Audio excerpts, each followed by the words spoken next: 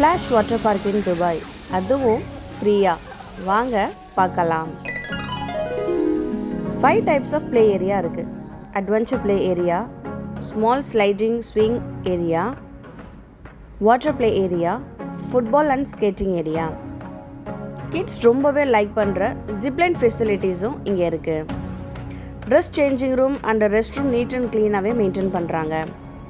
Park open பண்ணுற time morning 9 to night 9 PM.